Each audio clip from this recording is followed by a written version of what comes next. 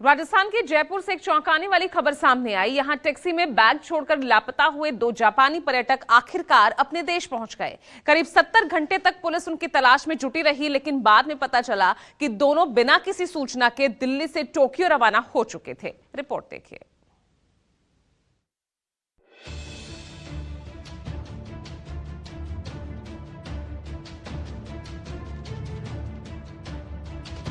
गुलाबी नगरी जयपुर में उस वक्त हड़कंप मच गया जब जापान से आए 2 युवा पर्यटक अचानक लापता हो गए। पुलिस और पर्यटन विभाग 3 दिनों तक उनकी तलाश में जुटा रहा, लेकिन करीब 70 घंटे बाद खुलासा हुआ कि दोनों पर्यटक सुरक्षित जापान पहुंच गए।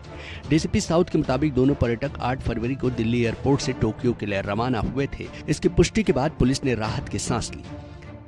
7 तारीख की शाम को जो टैक्सी वाले ने लेकर आया था वो उनको फिर लोकेट नहीं कर पा रहा था। 7 तारीख के शाम से ये लास्ट जो इनका लोकेशन है मैकडॉनल्ड्स जो सहकार सर्कल है वहाँ पर थे, उसके बाद से वो लोकेट नहीं हो पा रहे थे। तो इसमें जब वो हमारे पास जब ऐसा परिवाद आया, हमने टीमों का गठन करके उनको ढूंढने का हम प्रयास कर रहे थे। अब ये बात सामने आई है कि 8 तारीख को ही ये दोनों व्यक्ति दिल्ली से जापान के लिए रवाना हो चुके हैं। किन परिस्थितियों में ये इतनी हड़बड़ी में निकले, इस बात का हम अनुसंधान अभी कर रहे हैं। दरअसल जापान से दोनों पर्यटक दिल्ली से टैक्सी के जरिए जयपुर पहुंचे और आगे रणथंभौर व आगरा घूमने का प्लान था, लेकिन जयपुर पहुंचने के बाद वो संदिग्ध परिस्थितियों में गायब हो गए, जिससे सुरक्षा एजेंसियों की चिंता बढ़ गई। टैक्सी ड्राइवर पिकेंद्र कुमार ने पुलिस को बताया कि 7 फरवरी को उसने दोनों को ब्रह्मपुरी स्थित एक होटल में छोड़ा था। उसी शाम वो अशोक नगर इलाके में डिनर के लिए रेस्टोरेंट गए, लेकिन वहाँ से वापस नहीं लौटे। पूरी रात इंतजार के बाद ड्राइवर 8 फरवरी को पुलिस को सूचना देता है। बाद में गुमशुदगी का मामला भी दर्ज किया गया। जांच के दौरान टैक्सी में दोनों पर्यटकों के बैग मिले, जिनमें कपड़े, निजी सामान और जरूरी दस्तावेज थे। बैग का गाड़ी में छूट जाना पुलिस के लिए और भी रहस्यमय था। पासपोर्ट की फोटोकॉपी से उनकी पहचान जापान निवासी हिबिक्यू शिब्बा और युमा के रूप में हुई, जो 6 फरवरी को टूरिस्ट वीजा पर भारत आए थे। पुलिस ने इलाके के सीसीटीवी फुटेज खंगाले। कैमरे में दोनों पर्यटक रेस्टोरेंट में दाखिल होने के करीब 5 मिनट बाद बाहर निकलते और पैदल जाते दिखाई दिए। इसके बाद उनका कोई स्पष्ट सुराग नहीं मिला।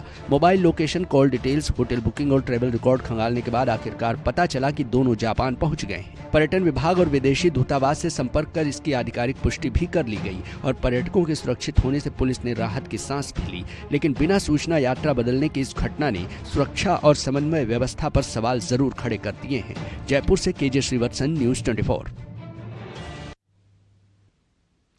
यूपी के जौनपुर से हैरान करने वाला मामला सामने आया है, जहां एक मोबाइल शोरूम से पुलिसकर्मी मोबाइल चोरी करने की करतूत सीसीटीवी कैमरे में कैद हो गए।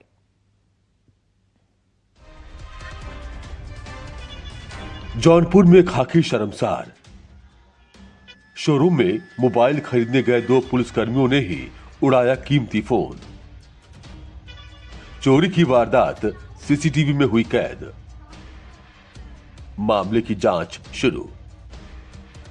इस वीडियो को जरा गौर से देखिए, जहां मोबाइल शोरूम में 2 पुलिसकर्मी खड़े हैं, मोबाइल देख रहे हैं। सेल्स गर्ल फोन पर बात कर रही होती है।